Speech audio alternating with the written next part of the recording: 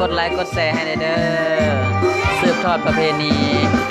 เฮีย12ของ14นะฮีดนี้ของเจียงเนาะคือออกไม้3 คำชาวบ้านผาตังเฮา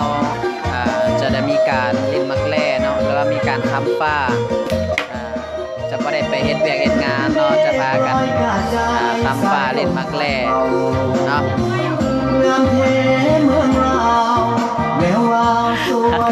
มาแม่สุดลิ้นเป็นบ่มาเด้อแม่สุดเด้อแล้วก็มือบุญเด้อมือบุญอย่าลืมมาร่วมครูบาได้มือบุญน่ะวันที่21 เดือน 3เนาะ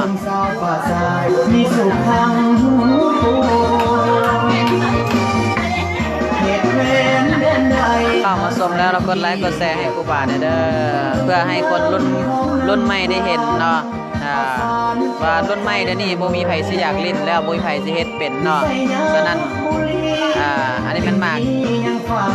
การลิ้นมักแล่นี่ก็มีหลายท่าเนาะหลายโหมดเนาะเพราะว่าจะเป็นโหมดอย่างยิงบีบ่ไม้หัวเข่าเนาะไม้ตีนกวดไม้ซุกไม้โยบเนาะแล้วก็ไม้ออนแอนได้บ่ตามที่ผู้เฒ่าผู้แก่ชาวบ้านเพิ่นพาเฮ็ดเนาะในการเล่นนี่ก็เปลี่ยนกันเราเล่นเป็นทีมเนาะทีมหนึ่งจะมี 6-7 คนเนาะแล้วแต่สูงสุดก็คือ9 คนเนาะหลังจากทีมใดที่ยิงมักแล่บ่ถึกก็ผู้ใดที่ยิงถึกก็จะได้ไปซอยกันผู้ใดที่ยิงบ่ถึกก็ถือว่าอยู่ละซื่อๆเนาะแบบนี้เนาะอันนี้จะเป็นไม้หัวเข่าเนาะมีการใส่น้ำลายด้วยเนาะคนบาคันบ่ใส่น้ำลายนี่มันบ่ถึกว่าซั่น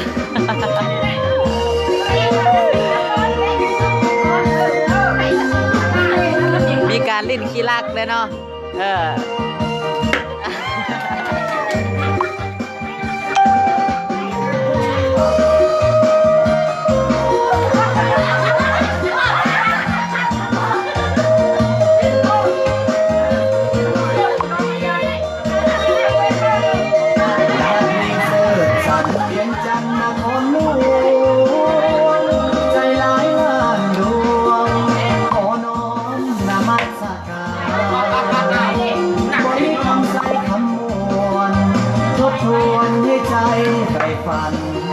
สวรรค์เทพพิชาละวันตำนานเมืองไดโนเสาร์จำปาเบ่งขาวสาวลาวพี่น้องคิดโทษเสกองนวลน้องงามเทนอเจ้าอันดับเบือยาเห็นแล้วอายหายโศกเศร้าวอนพระองค์เสนเมืองเก่าให้คู่เมืองลาวไปกาลนาน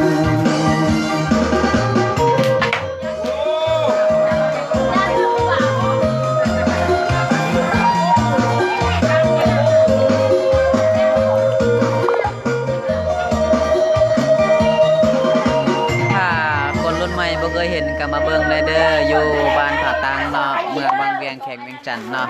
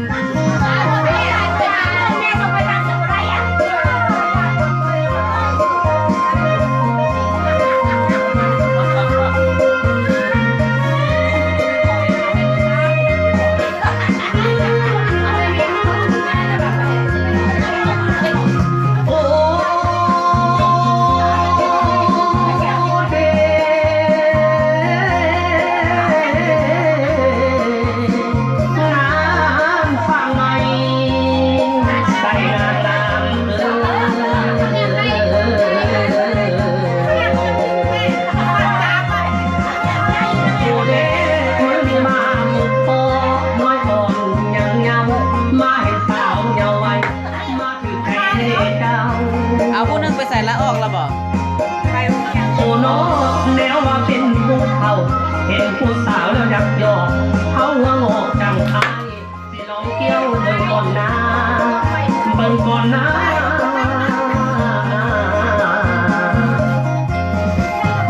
นางเอ้ยตายแนมเบิ่งใบหน้า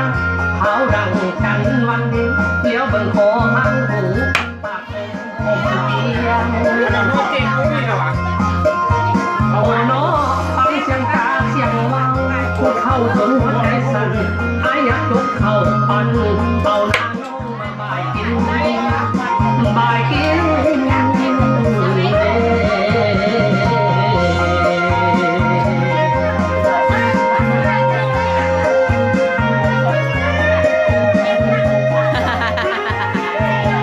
มีการแหน่ได้มีการขีดได้ นางเอ้ยเจ้าพงามงามนั้นสวรรค์แต่งลงมาแก้วดาวคงได้มาแต่ที่นางน้อง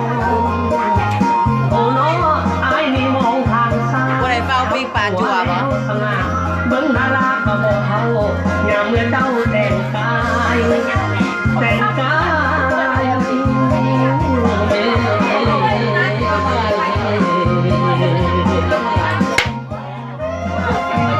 มาทำลายแต่น้อง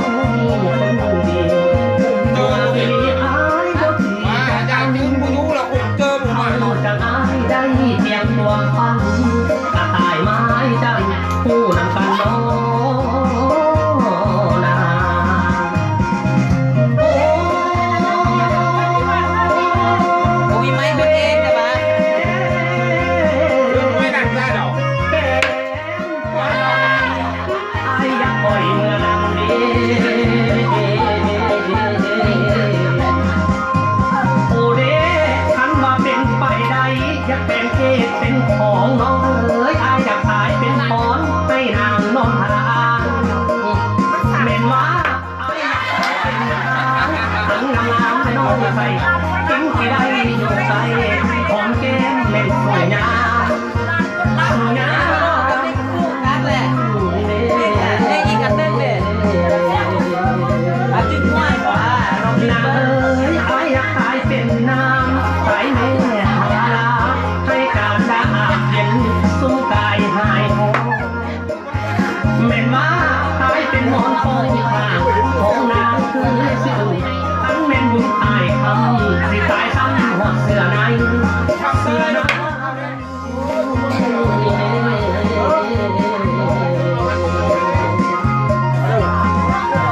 นางเอ๋ยเบ่งไว้นอสีได้ไปเป็นผู้นอนสมคือสิสมหัวใจให้นางไปนอนสมแม่นว่าใครได้นอนนำนอนหมายปองสิบ่นายทั้งผู้เฒ่าดังอายหากตาน้องบ่แลบ่แล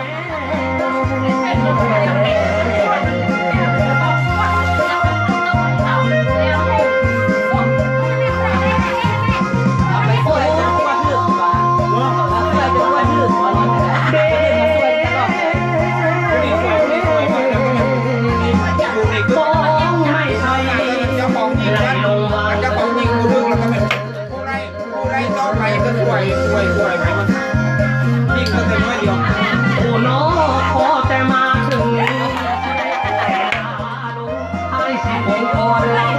ไม่พอเพียงนี้ ขัดช่วยผม นางเอ้ยขันบุญมีบุญทำคนงามให้โทรบอกเขาว่าหลอกอย่างไรเป็นตาได้สิตาวมาสิตาวมา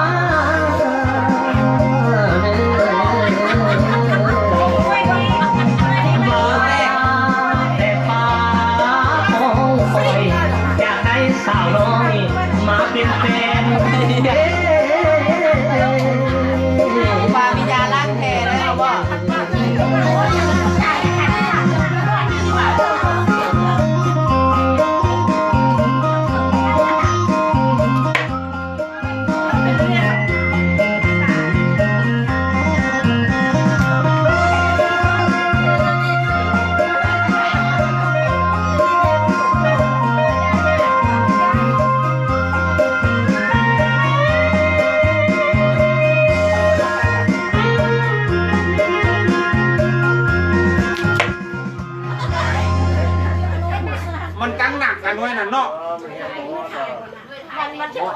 คอยไม่ได้หร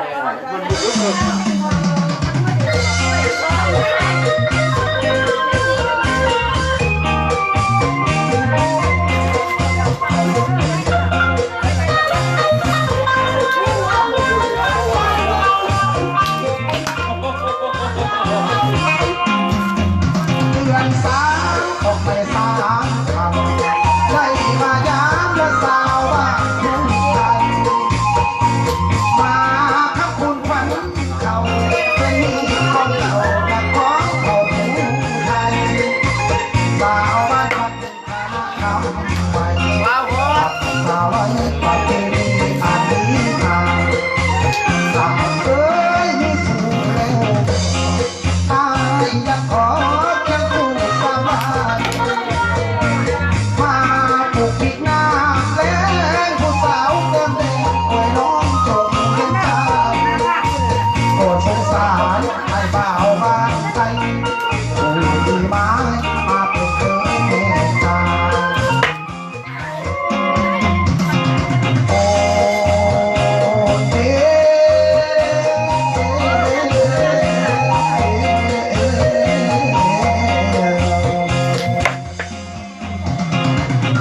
โอ้เด้สาวผู้ไทย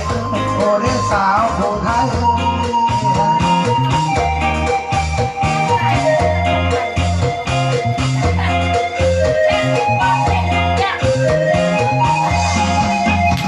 ให้เอ๋ยสาวผู้ไทยนั้นได้นอให้นางบดนอสาจำไว้กินเกลือต่างลาไปผู้อำเภอ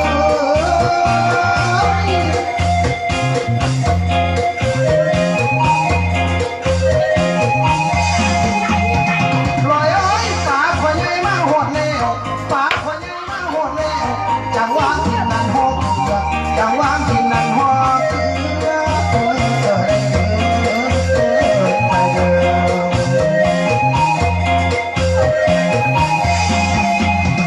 ลอยเอ้ยสาวผู้ไทยนั้นได้หนอให้นางบดนอสาเลียงเอาไว้โซ่ไว้ทหาร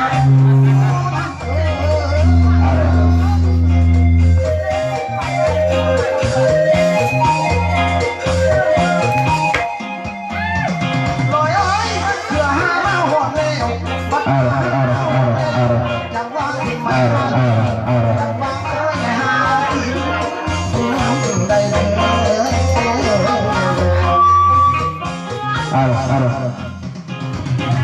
ฮัลโหลขอเชิญเด้อสาวพ่อพวกสหพันธ์นั่นน่ะผู้ใดสนใจ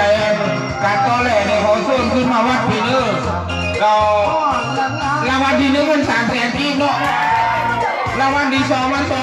200,000รางวัลที่3มัน100,000เนาะถ้าผู้ใดสนใจเราก็ขึ้นมาเนาะมาต่อแหล่นำไปเข้าอยู่พี่เนาะ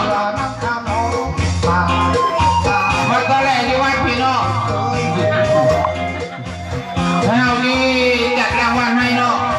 รางวัลที่1มัน300,000กีบรางวัลที่2นั้น200,000รางวัลที่3มัน100,000กีบเนาะทั้งสันจะขอเชิญทาง5,000เนาะบ้านป่าจ้างเนาะผู้ใดสนใจเนาะกีฬาในการต้อนแหล่นี่ขอขึ้นมาห่วงอยู่พี่เนาะขอเชิญให้เอ๋ยสาวผู้ไทยนั้นได้หนอให้นางบดนอสาจำไว้กินเกลือต่างลาไปผู้อำเภอ คณะกรรมการคนว่าเป็นผู้ชายก็ได้เนาะถ้าผู้ชายสนเจอแล้วมันขึ้นมาจัดทีมผู้ชายกับผู้หญิงเจอกันเนาะก็คือว่าบ้านมาเนาะจะมีรางวัลให้เนาะ มาโหดเร็วฝาขวใหญ่มาโหดเร็วจังหวะที่นั่นหอกเสือจังหวะที่นั่นหอกเสือโอ้ยเอ้ย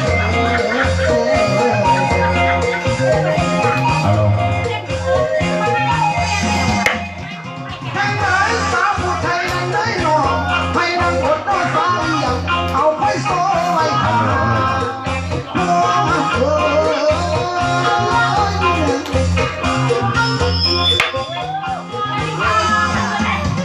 ลอยเอ้ยบัดเถื่อหามาโหดแล้วบัดว่าหาโหดแล้ว เอาฉันก็ขอประชาสัมพันธ์เนาะ บางทีไม่หา เดี๋ยวนี้ตามที่ความประเพณีเนาะออกไม้3 คำแล้วก็ขอเชิญเนาะร้อยร่มยิงสายเนาะบอกว่าจำเจ็ด ยิงไรเนาะเท่าแก่หรือว่ารุ่นน้อยตุ้มหามกันได้เนาะพากันแล้วเขามาวัดมาวามาด้วยกันอันนี้เขาว่ากีฬาลีของประเพณีเนาะตามนี้ของบ้านเนาะเดี๋ยวนี้ทางนี้นายพักเพื่อนพักน้ำแล้วก็ทางหมู่บ้านนี่ก็ถือว่ามีครบน้ำครบตาลายถึงควรเนาะแต่ก็จะขอเชิญพักเพื่อนชาพันธุ์แล้วถึงแล้วต้องมีสายทางภาคใต้นะคุณไต้นะมาเชิญกันมาเลยเด้อเดี๋ยวนี้ไม่แต่พักเพื่อนพักทางเหนือนะพี่เนาะก็พักมันแล้วแต่ขอเชิญน้อยต้องยิงหางเพราะว่าอย่างเนาะพากันมาลิ้นกีฬาและประเพณีโคเตโตเลโตข้างนะเชิญทางย้ายนายทางภาคใต้มาเลยเด้อคุณไต้เขาหนาไปเห็นหน้าเห็นตาทุกคนนี่นะอันนี้เราก็ขอเชิญเนาะเพิ่งมีจัดทีมนั่นเนาะทีมทีมเต้นะทีมโกทีมโขจะได้มีรางวัลมอบให้ได้ถ้าทีมใดชนะทีมใดนะเลิศชนะทีมใดจริงชนะคืออันหัวหน้าพลมากี่เรื่องเนี่ยเนาะรางวัลที่1นี่ก็300,000เนาะขอเชิญได้ผ่านกันมาแล้ววันที่2ก็200,000เราที่3ชมเชยเอาเชิญเลยโอ้ยท่านบรรณะเนาะได้ร่วมยิงใจผู้ใดมาได้ก็มาพุ่งมาสุดกันนะพี่น้องเนาะ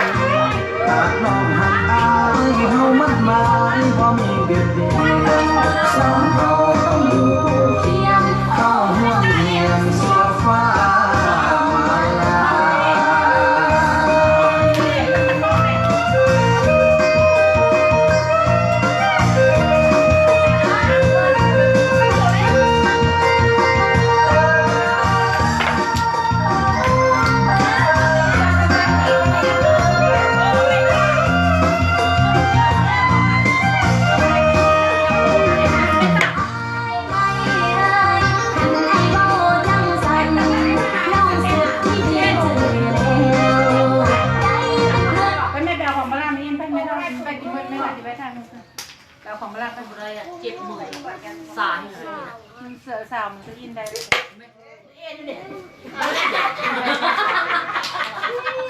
ผมแรกไหม ไม่ใช่ดีกว่าไอ้เธอเอามาดีเสร็จมึงไปสู่11 โมงแล้วกินเผ็ดก็ขอให้ดื่มนิดนึง ตรวจ เนี่ยผมก็จะต้องกินบ่ ฮอดโมงสักปี ระยะมาเสียว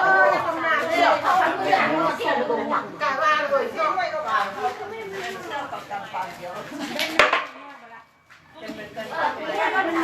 ผมมาล้างนี้ไป